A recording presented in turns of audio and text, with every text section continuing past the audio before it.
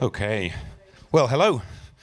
Thank you, first of all, for having me, and thanks for a lovely introduction, Josh. I'm glad we had a break because I'll be very honest.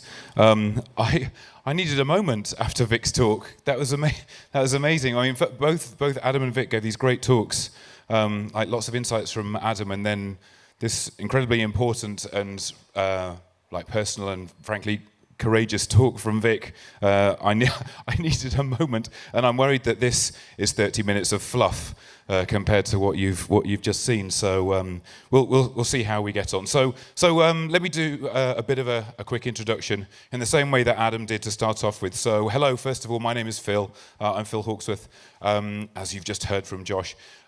We may have time for Q&A. I don't know, I suspect not, but I'll be around afterwards. So if you've got questions or if you think I'm talking nonsense, you can either tell me in person or you can tell me on Twitter. My Twitter handle is just my name, which makes it easy for me to remember it. It doesn't help you at all, but there it is anyway. So if you've got questions, comments, or what have you, feel free to tweet them at me. Just a tiny bit of a background as way of introduction to me. So I've been building stuff for the web. I love the web, and I've been building stuff for the web for about 20 years. I started off doing real-time financial data for like big banks and the London Stock Exchange and what have you. So I was putting numbers on screens for traders, so my clients looked like this. Although this was before WebSockets, it was before Ajax.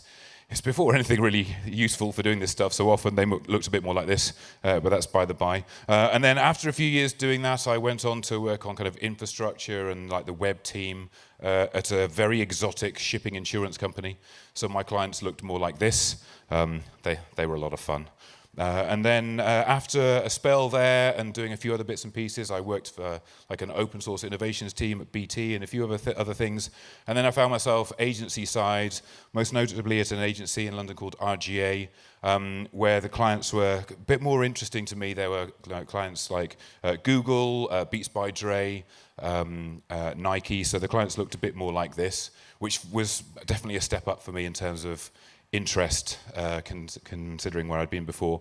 But the thing that was interesting here is that I was now surrounded by these amazing creative talents. I had these incredible designers I was working with, amazing creative directors, really inspiring. And I was a technology director, so I was the shot of reality guy sometimes, which meant that I earned myself this nickname, the Dream Crusher.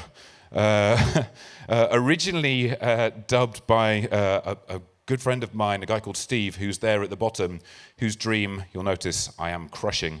This is an illustration that he did. He was so moved by this notion that he did this illustration. In fact, he went further than that. He dubbed me as this supervillain, the Dream Crusher. And if you look closely at the clasp on my cape there, that is the icon of the Dream Crusher. He did like this whole brand identity for me. He was so determined that I was someone who would come along and crush his dreams. But there you go. That's just how that works out. And sometimes that's the way things work for the technologists in a creative organization. But none of us, of course, want that.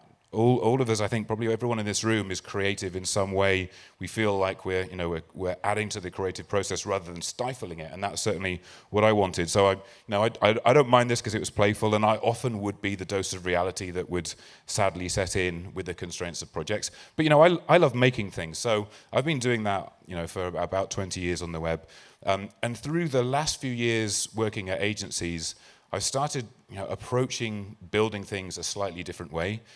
Often we're working on things that have all kinds of complexity when we're bringing things to life on the web. Sometimes that's complexity that we bring because that's those are the tools that we've had and we're comfortable with and we've worked with in the past. Sometimes those are the constraints that the client brings because they've got a particular way of doing things and you just have to work that way. So for a little while I've been talking about a slightly different way of building things, and along the way I started talking about like static sites, and something that came along with that is this company Netlify. So I've done lots of talks that reference Netlify, and it's odd because now I work for Netlify. So since the end of last year, I've been working in the developer relations team at Netlify, and so I now feel a tiny bit anxious when I talk about Netlify because I don't want to come across like a salesman, but I was passionate about them before, and I'm still passionate. This is us. there's a little moment as well in Vic's talk where she mentioned that she'd done work for Netlify as well, and I recognise her style, and I've seen it around the place. So it's a small world. Two Netlifiers here in Leeds tonight. So anyway, Netlify are a company that that's our strapline. We help you build, deploy, and manage modern web projects, whatever that might mean. I'll try and unpack that a little bit as we go along. But there's a particular kind of project that Netlify will help you deploy and get out to the world.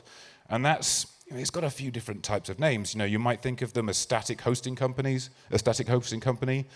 So the sites that we deploy are static, quote unquote. But you often hear also the term pre-rendered as a way of talking about that, or a slightly fancier, more modern term is Jamstack, which is referring to JavaScript, APIs, and markup as the things that we're deploying as static assets out into the world. Before I go any further, I do want to make a small apology, and that is for the title of this talk. You were sitting here in the break looking at that slide thinking, we could probably make a break for it. I don't know, this title's unbelievable. And I have form for this. So I did a talk a while ago called I Can Smell Your CMS, which is about content management systems, because I was damaged by content management systems working at an agency. And then after that, I did a talk about static site generators called Static Sites Go All Hollywood, desperately trying to jazz up the content of the talk with a snazzy title. But ultimately, that's a talk about content management systems. That's a talk about static site generators.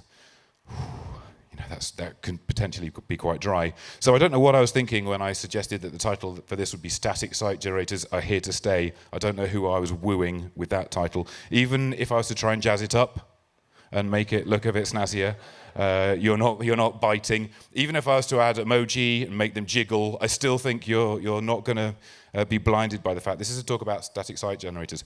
But the fact is, I'm really excited about static site generators. I'm really excited about building things that are static, as they sometimes get called. And I want to try and convince you that is interesting rather than something that's from the late early 90s and beyond, and maybe a bit dull. So here's my plan for the next 25 minutes or so.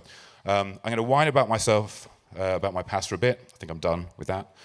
Then I'm going to try and define static in a bit more detail.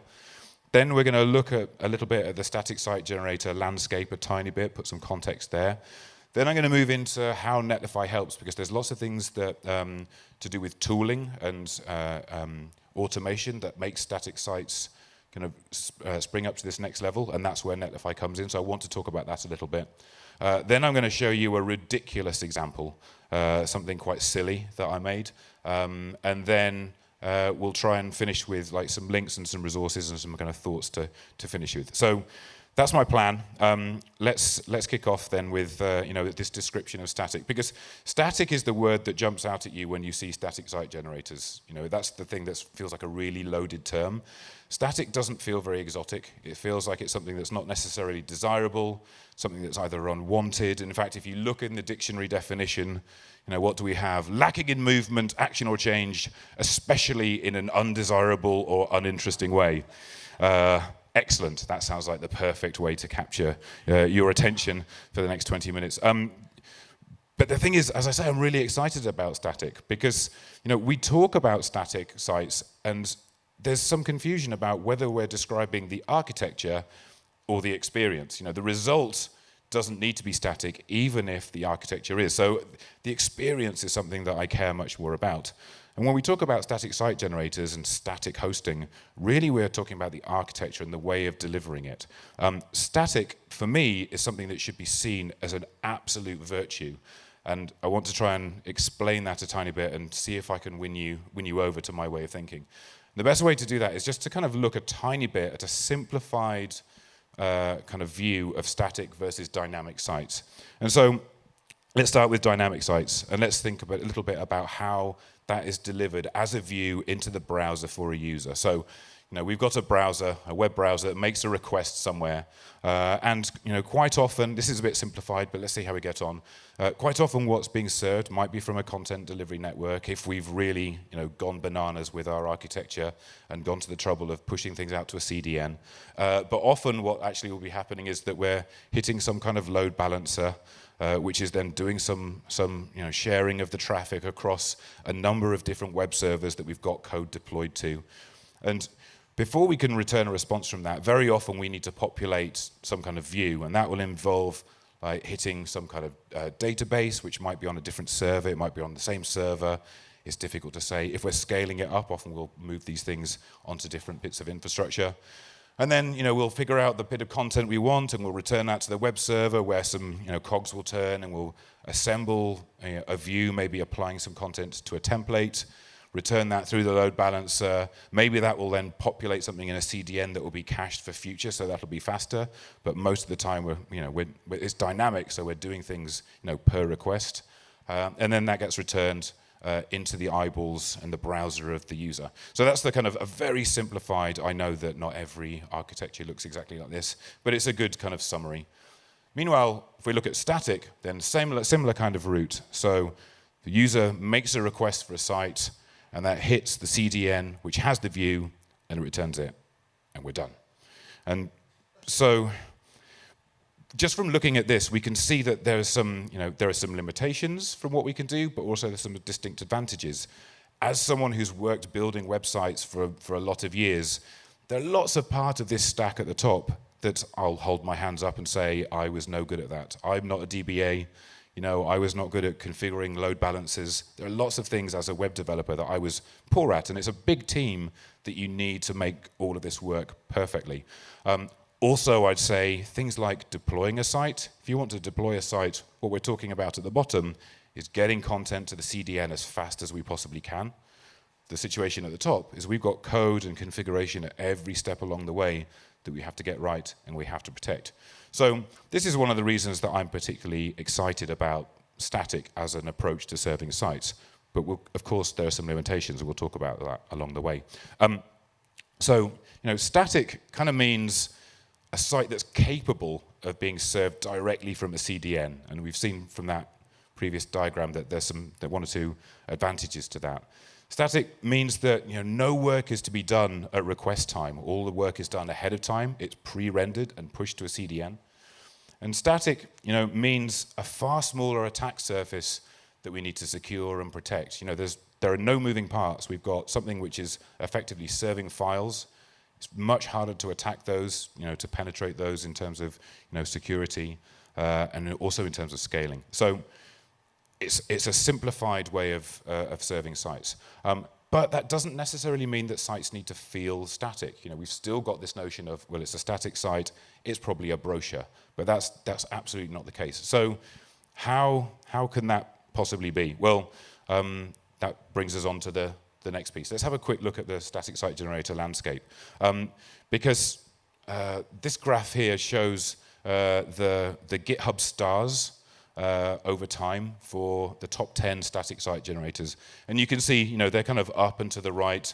The purple one at the end there, that's been around for quite a long time. That's Jekyll, which some of you might have heard of.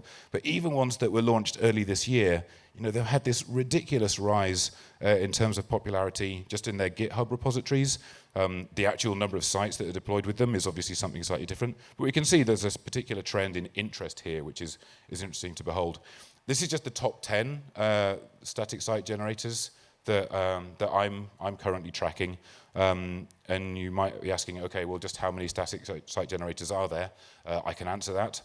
There are shitloads. I feel awkward putting this slide up because I wasn't sure if shitloads was one word or two words or if it's hyphenated. I'll ask you in the bar later on. But there are shitloads. This site, which is something that Netlify maintain, called staticgen.com. Oh, by the way, all the links that I'm showing, I'll be sharing those later on, so you can get all those later. So this is a site which just tracks all of the static site generators that we know about.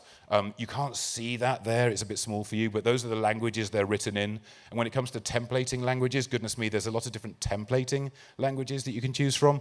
I particularly like There are a few that you might recognize, but I particularly like Hiccup, who knew that was a templating language. Groovy I did know about. Go I knew about.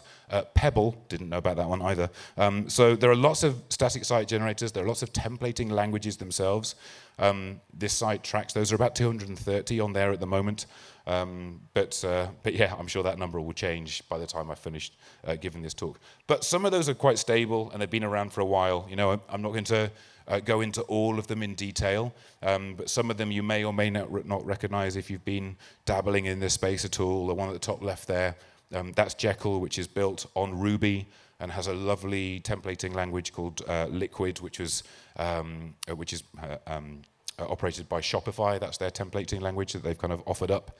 And then there's another one there, which is Next, which is JavaScript-based. There's Hugo, which is Go-based, very, very fast. On the bottom, we've got ViewPress, which is built on top of Vue.js, and that's specific to helping with documentation. We've got Gatsby, which is all over the place at the moment, a JavaScript-based static site generator. Nuxt, which again is something built on top of Vue.js. There are lots of them, but all of these, no matter how different their approach and the different way they might feel to work with, they all do something which is kind of common to all of them. And that is, you know, in a local development environment, they offer this kind of build script. They offer this generator that when you run it, it takes some templates that you've defined and it adds content or data to those to populate them.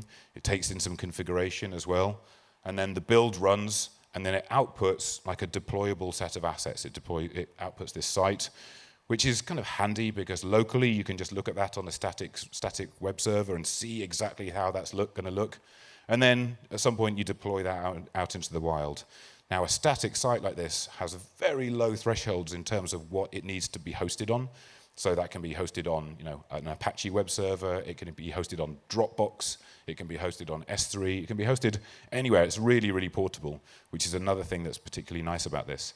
It could be hosted on Netlify. I should mention that so that I don't get sacked. So it can go all over the place. Now this build script, you know, static site generators offer that up. They include that, but also you can enrich that as well. So you can add something around that or in front of that. And you know, some of the kind of build automation tools that some of us in the room might have encountered before, like Gulp or Grunt, Webpack, all of these are things that we can use as part of our static site generation process to further enrich the site that we're doing and do more with build automation. You know, there's lots of things that we could be doing in terms of like running unit tests or content gathering from APIs, doing the generation of the site itself, right through to doing the optimizations and even automating the deployment as well. And this second one, this content gathering, this is a really popular pattern. You know, at the moment in this environment, you know, we've got maybe the data or the content part of our code base. But of course, when we run the build, actually we could be pulling in content from APIs from other places in the web, be that a headless CMS or, you know, I pull content in from Twitter or from a digital asset management system. It could be from anywhere, a news feed, and then we incorporate that into our site through the static site generation. And this kind of world of APIs that we can run at build time, but also that we can hit through JavaScript in the client at runtime, this ecosystem is just getting richer and richer. Kind of sometimes talk about the Jamstack ecosystem, so things that we can call on with JavaScript built on top of our APIs and our markup. And so that things like content, asset delivery, you know, even things like authentication and e-commerce, and firing events, all of these things are possible. I'm not going to go into too much details about some of these things. I'm going to start at a different part of the process at the moment. But all of these things are getting richer and richer in the ecosystem that makes static sites even more powerful than you might imagine. But you might be asking, okay, well, what kind of sites are we talking about? Again, you know, the kind of brochure things seem to come to mind when we talk about static. And certainly, you know, we see lots of documentation sites. You know, the site for React, you know, that's hosted on Netlify. It's a statically generated site. Likewise, Vue.js. Likewise, Yarn. These are all things that you know, live on Netlify and they're statically hosted sites. But it can go much further than that. You know, a good example of something that's slightly different to that is Smashing Magazine. Are people in the room familiar with Smashing Mag? Can I show a hand? Just like, okay, a good collection of people. So this is, you know, a big publishing site that once upon a time was WordPress and Kirby and a bunch of other systems to run their job board, their comments, their blog, their publishing site, and all kinds of other things.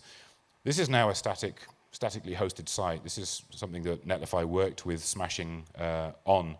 It's hosted on Netlify, and even though it's a static site, which is generated with Hugo, the static site generator, it's still got capabilities for things like membership, e-commerce, it's got a job board, it's got comments, all of the things that you might not expect from a static site, but there are approaches to that now that can make that all possible. I'm not going to go into depth of those things today, but I just wanted to show you that the world is bigger than you might expect for static sites.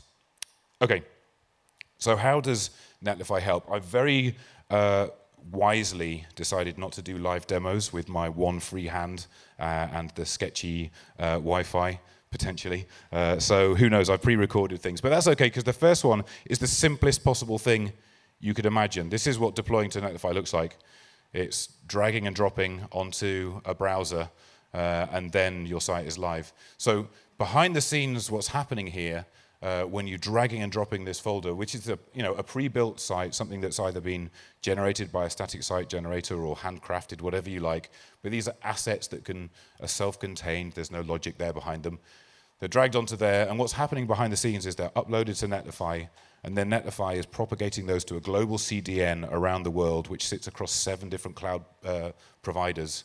It's given a unique subdomain name, and at the moment you haven't logged on, you haven't paid for anything, nothing's happened, and it's live, it's done.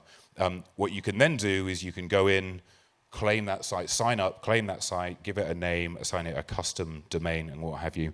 So actually, it's quite dramatic what's happening there, but this just looks nice and simple. My friend and my colleague at Netlify was frustrated at how dramatic this was, but how simple it looked.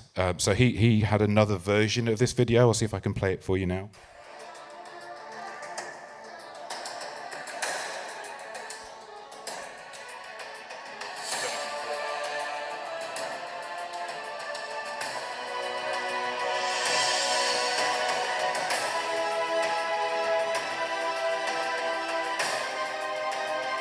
Anyway, you get the idea. We're excited about that. But that's the simplest possible deploy. But really, things get interesting a little bit later on. Things get much more interesting if you don't deploy things just by dragging and dropping, but actually if you hook up your site using Git, because then you get things like continuous deployment and rollbacks, which actually you do get through the drag and drop. But I wanted to show you that through the Git kind of setup. So this is my view in Netlify of all of the sites that I've got. And there's this button over here, which is, add a new site from Git. I'm not going to walk you through the process of doing that precisely, but ultimately, all you do there is you click on a button, you tell it which Git repository in your Git account you want it to link it to, and then you're done. And the advantage of doing this is that, this static site generation process that I showed in a bit more detail earlier on, where we had a build that was pulling in templates and configuration and content, and it was outputting a site that you can stick on a static site server. We're now getting that to Netlify not by dragging the output across to Netlify, but instead we're telling it where is the Git repository that hosts all of the source of this. And then whenever there's a change to Git, Netlify will run the build and it will output the site just exactly the same as you did in your local environment, and it will propagate that to the CDN. There's some nice things that come as a result of that. So I'm just going to very quickly show you what my site looks like now.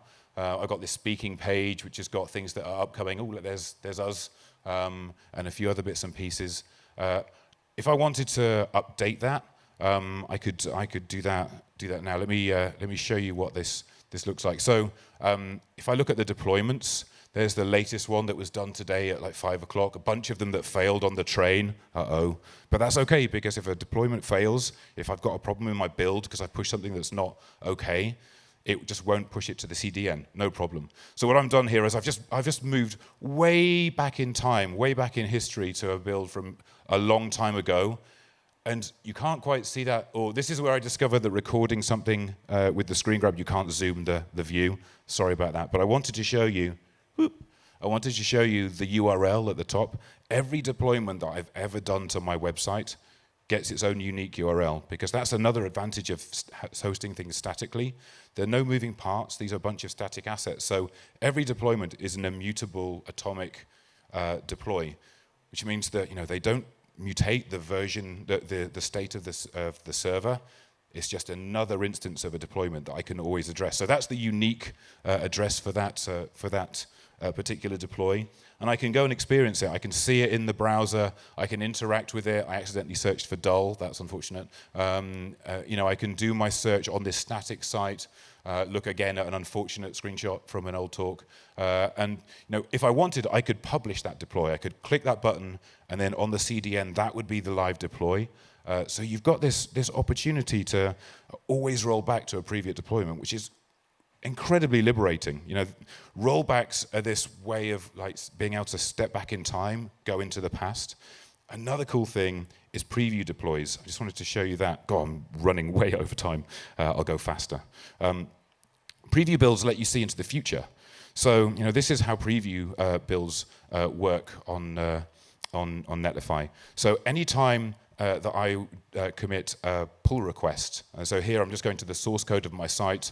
I'm going to the YAML file, which is what's applied to my templates.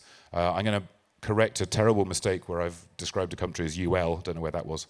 So setting that to UK, and I'll also add another entry. So this is for an upcoming conference in San Francisco. Then I'll save that, hopefully, eventually when I correct a few things. And what I'm going to do is I'm going to save that as a new branch with a pull request, just using the mechanics that GitHub creates for me. So I'm going to create a new branch, create a pull request for that. Forgive me, I'm not putting any kind of comments in there. My commit messages are just the default. Okay, so I've created a pull request just using GitHub's built-in mechanics. And what's going to happen now is Netlify is going to see that I created a new pull request because I'm watching, my site is bound to this Git repository. And it's given me a little notification saying, oh, I'm generating you a pull request preview build. Now I could actually just go over and see how that looks. I think I'll refresh the page here just to make sure I can see the latest deploys. And so I've got two things that are happening there. So I've got a branch deploy that's been kicked off, and actually it's going to skip over that and go to the preview build deploy. I can look down at the logs of all of the things exactly what I would see in my terminal if I was running this locally. Just running the same thing. You can see actually it's already live. And once that's live, we should get a notification. There we go, notification in the GitHub issue, which has created a unique URL for that pull request. Again, I didn't learn my lesson. You can't zoom while you're recording the video, but that's fine. You can see there's a deploy preview and then the number of the PR that's been made.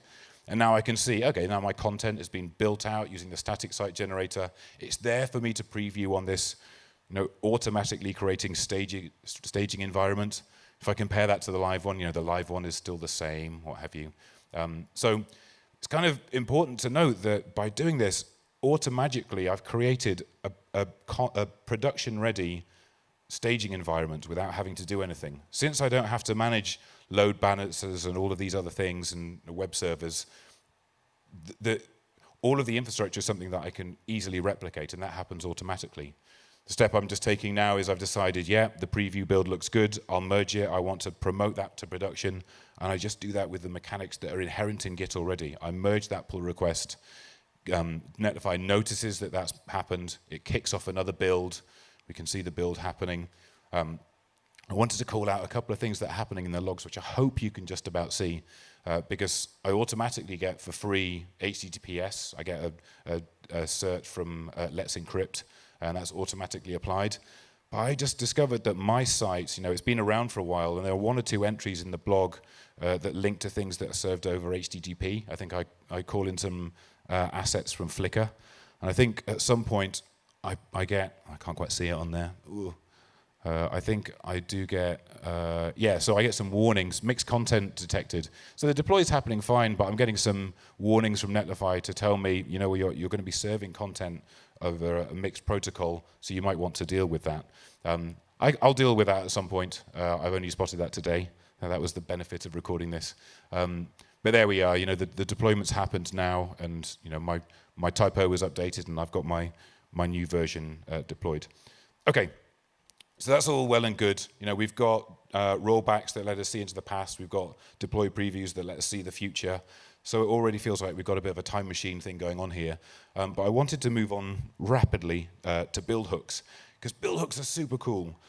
I can trigger a deployment not just from changing things in Git, but also by making an HTTP request to a build hook. And I can create as many build hooks as I like for my site. So here you can see I've got a few. I've got one that says Twitter activity. That's fired by if this then that, which is watching my Twitter feed. Whenever I tweet, it fires that build hook. So the deploy runs, I pull in my latest tweets as part of my build, and they're always on my site. Comment approved, I've got a comment engine, I won't talk about today. And the last one, Alexa voice command, because I'm a tart, and I want to be able to stand at home and say, Alexa, please deploy hawksworth.com, and things burst into life. Deploy hooks are cool. Webhooks are really cool. They are like a web-wide API that you can use. They're built on URLs, and URLs are amazing. Anyone who's seen me give any kind of talk before will know that I'm in love with URLs. They're amazing, except for this one thing, which is every URL starts with this. They start with HTTP double meh. That's not my observation. That's something that Alex Sexton pointed out to me. And once you've seen that, you can't unsee it. If you're wondering what he's talking about, there it is. There's the double meh in every URL on the web. So you're all damaged by that. I'm at 13 minutes, but I've got one more demo to show. Can I show? Am I okay? Am I all right? Okay. I'll go fast. I wanted to show you this because this is a ludicrous example, and this was not my fault. I want to say that quite up front. So Zach Leatherman, he tweeted this. He said, a free side project idea, an HTML-only static site generated clock that deploys a new version to Netlify every minute. And then Chris Coyer got involved and said, would be clever marketing for Netlify, for sure. Build so cheap you can set your clock by them. Okay. So I saw this happening, and I thought about it. And then I decided to get involved. And after a bit of consideration, I actually talked to our infrastructure team. And I said, how stupid would this be if I was to build this? And they said, you're fine. It's a drop in the ocean. It's absolutely fine. So I did initially say only an idiot would make what you're suggesting. But then I launched setyourwatchbynetlify.com. So stealing Zach's idea and Chris's name, I created this, which is setyourwatchbynetlify.com, which tells you the time. If you were to go there now, it would tell you the time now. It would tell you the time now in the UK. But of course, the time is different in different places of the world. So what I've actually done is I've made a bunch of different pages for that. This is a statically generated site. You can't quite see those, but there's one for most time zones. So one of the things that Netlify can do is at the CDN, it can detect which country you're at, and if you want, we can route you to a different part of the site that you've deployed. Again, all at the CDN. So I generated a view of the time this minute for each of those different locales, and that way, I could say that in London it's 4:12, which it was at 4:12 today when I captured that. Whereas if I was to look at it in Paris, well, they don't, they use the 24-hour clock as their locale, and it's an hour ahead, and so on and so forth.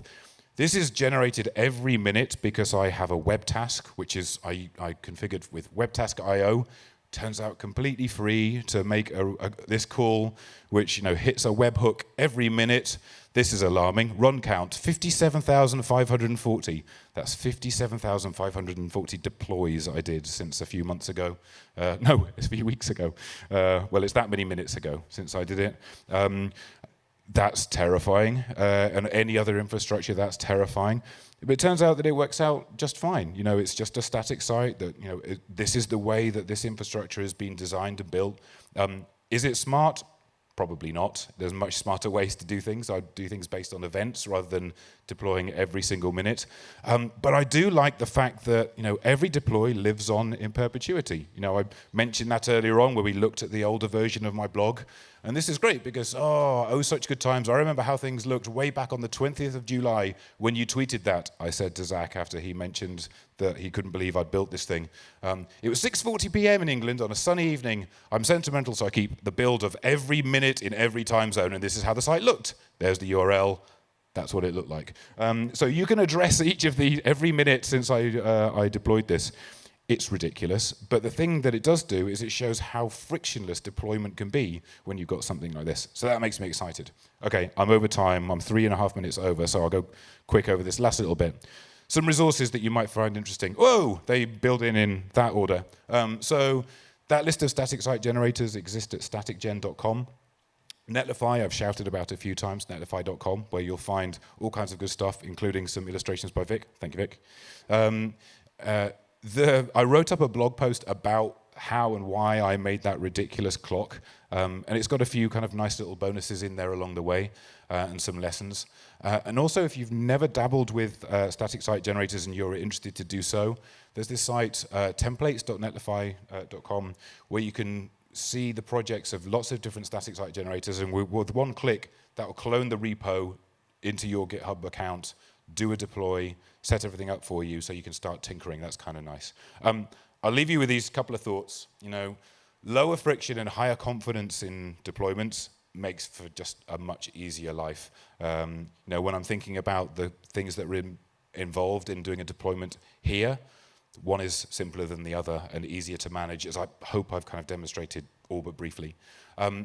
Deploys based on version controls makes for a much easier life. If your deployments are based on the events that you perform in Git and in your version control, then version control reaches all the way to deployment. So things are way more predictable than some other processes you might have. And I'm kind of referring to this kind of flow.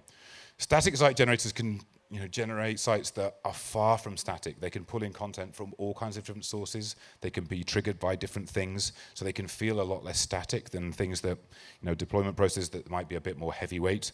And there are other things aside you can do to enrich the environment even further. I'm so sorry, I've gone 5 minutes over. I do apologize, but that's it for me. Thank you very much for listening, and I'll be around if you want to ask me questions afterwards. Thanks a lot for your time. Thanks.